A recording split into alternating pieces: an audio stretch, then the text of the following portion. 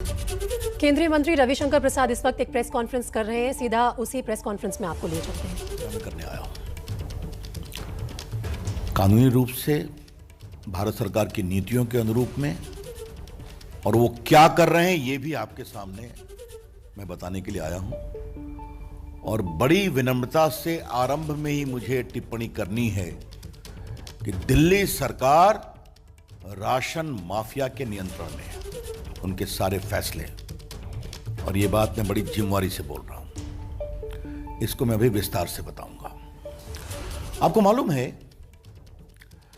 कि food security act का एक कानून है जो 2013 का कानून है, हमारी सत्ता में आने के पहले का कानून है।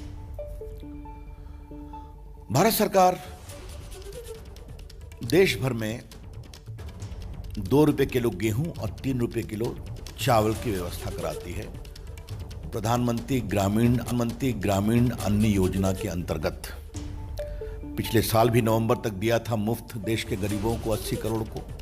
इस साल पहले 2 महीने किया, अब उसको नवंबर तक कर दिया है। इसका पूरा खर्चा चावल का होता है 37 रुपये, प्रोक्योरमेंट, डिलीवरी, ट्रांसपोर्टेशन, और गेहूं का होता है 27 रुपये।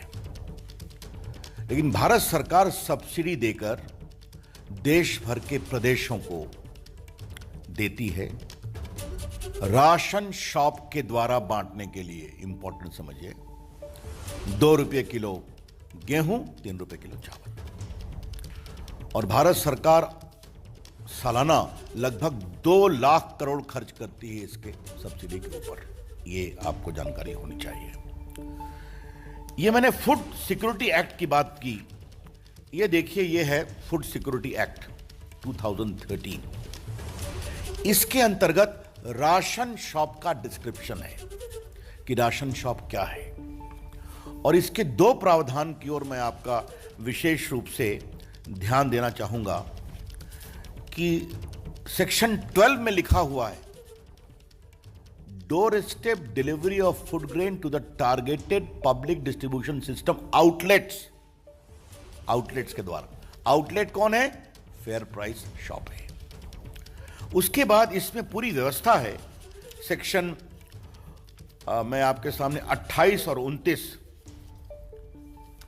और ये मैं माननीय आदेश जी और माननीय विदुड़ी जी को बहुत विनम्रता से इसको कहना चाहूंगा, ये बात आनी चाहिए कि ये पीरियोडिक ऑडिट होगा हर राशन शॉप का धारा 28 के मुताबिक, और ये बात जनता को इसकी जानकारी दी जाएगी कि इस फेयर प्राइस शॉप के ऑडिट का नतीजा क्या निकला। वो ठीक काम कर रहे हैं, गलत काम कर रहे हैं, ये कौन करेगा? राज्य सरकार करेगी। और धारा 29 में इस बात का प्रावधान है कि आप विजिलेंस कमिटी बनाएंगे राशन शॉप की मॉनिटरिंग के लिए। जो ये राशन शॉप ठीक काम कर रहे हैं, नहीं काम कर रहे हैं, ये इसकी चिंता करेंगे। तो ये कानूनी व्यवस्था है जो पूरे भारत में लागू है, जिस कानून का नाम है फूड सिक्योरिटी एक्ट। इसलिए मैं देश का कानून मंत्री आज इसका गजट ही लेकर के आया है। जो ये गजट घोषित किया गया था 10 सितंबर 2013 को, मतलब मोदी जी की सरकार के आने के पहले, ताकि किसी को टारगेट करने का आरोप हम पर न लगाया जाए।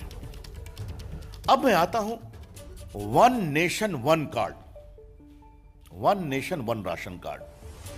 यह भारत सरकार के द्वारा बहुत महत्वपूर्ण योजना शुरू की गई कि बिहार, यूपी, उत्तराखंड, मध्य प्रदेश, राजस्थान के लोग देश में घूमते हैं मजदूरी में, अब तो दक्षिण भारत के भी घूमते हैं।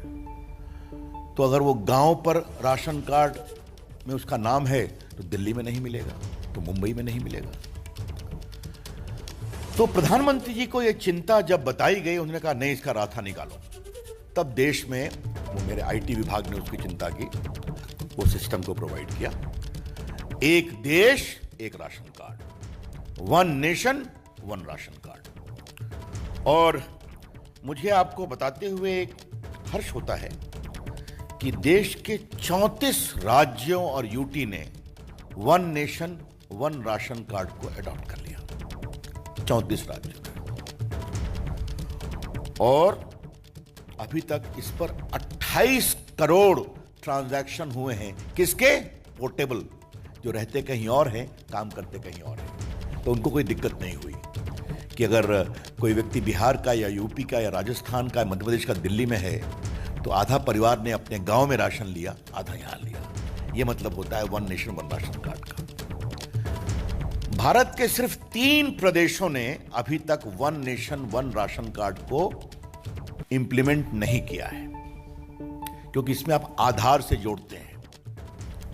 एक बात आपको मैं बता दूं, आधार भी मैं देखता हूं आईटी मंत्री के रूप में। आधार का मतलब क्या होता है? आपकी फिजिकल आइडेंटिटी को कंफर्म करने के लिए आपकी डिजिटल आइडेंटिटी, आपके डिजिटल व्यक्तित्व से आपके निजी व्यक्तित्व की पहचान। और कैसे? आंखों के आइरिस और उंगलियों के निशान या अंगूठे के निशान। और उसकी कहानी यह है कि आप प्लास्टिक सर्जरी से अपना चेहरा बदल सकते हैं, अपना नाम बदल सकते हैं, लेकिन अपनी आंख की आइरिस और अंगूठे के निशान नहीं बदल सकते। इसीलिए आधार का लिंकेज का यह फायदा होता है। मुझे आपको बताते हुए पीड़ा हो रही है कि 34 राज्यों ने one nation one ration card को फॉलो किया। 3 प्रदेश नहीं किए हैं।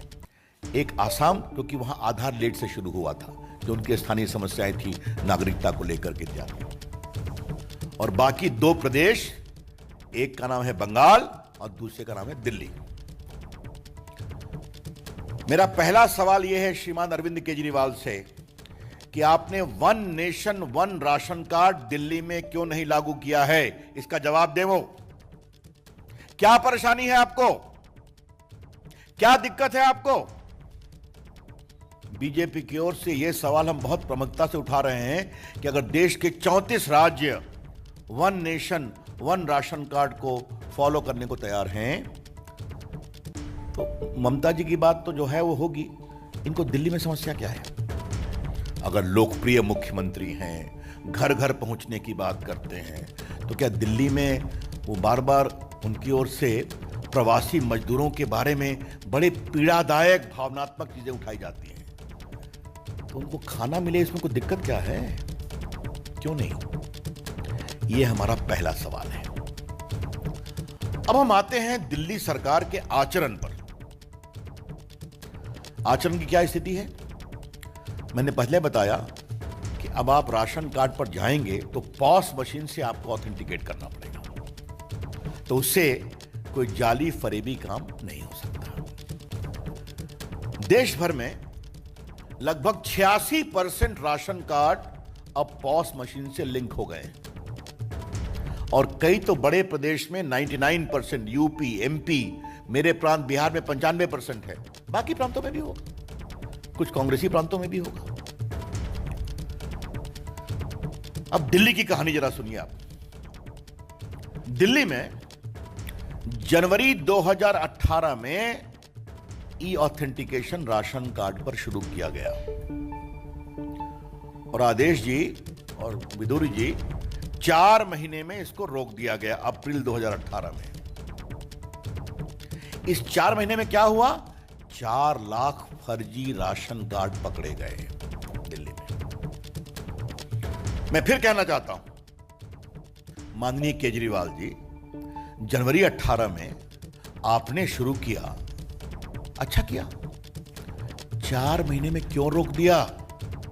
क्या समस्या थी? समस्या यह थी कि 4 लाख फर्जी राशन कार्ड पकड़ लिए गए थे। तो राशन माफिया दिल्ली सरकार पर हावी हो गया, इसको रोको।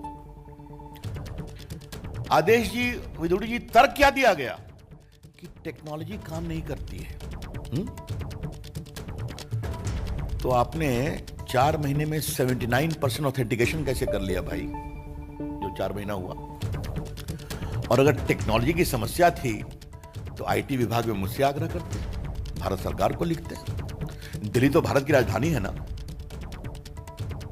मेघालय में हो रहा है, कश्मीर में हो रहा है, नागालैंड में हो रहा है, अरुणाचल में हो रहा है, जो पहाड़ों में है, हिमाचल में हो रहा है, उत्तराखंड में हो रहा है। यहां क्या परेशानी है आपको? और अगर टेक्नोलॉजी पर हुआ तो 1 आध महीने में ठीक हो जाता, शुरू कर देते। अप्रैल 2018 से आज तक आपने ऑथेंटिकेशन पॉस मशीन का दिल्ली के राशन कार्ड की राशन दुकानों में शुरू क्यों नहीं किया? यह दायित्व किसका है? केजरीवाल जी की सरकार का है। तो यह मेरा दूसरा सवाल है। अब मैं आता हूं होम डिलीवरी। ये होम डिलीवरी देखने में बड़ा अच्छा लगता है, लेकिन थोड़ा इसके अंदर जाइए तो इसमें स्कैम के कितने गोते लगेंगे वही समझ में आ जाएगा। और इसको मैं थोड़ा विस्तार से बताना चाहता हूं। आप जब राशन कार्ड की दुकान पर लेते हैं तो वो मोहल्ले में है, घर के बगल में है, और उसका एक वैधानिक दायित्व इस कानून के अंतर्गत है।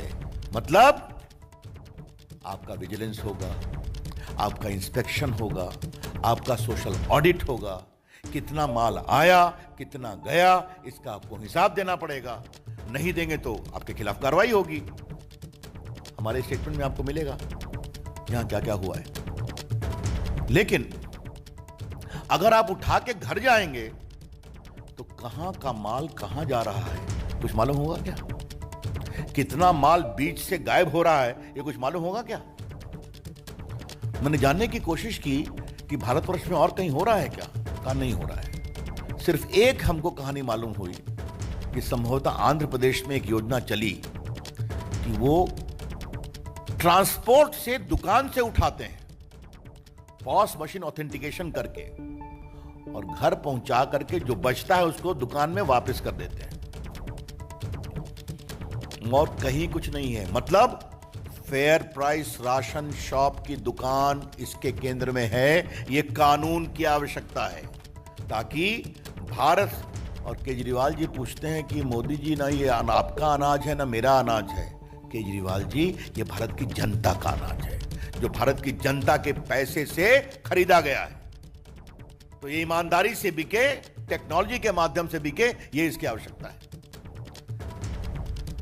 अब आपको हम एक और रोचक इसमें जो बहुत पीड़ादायक है,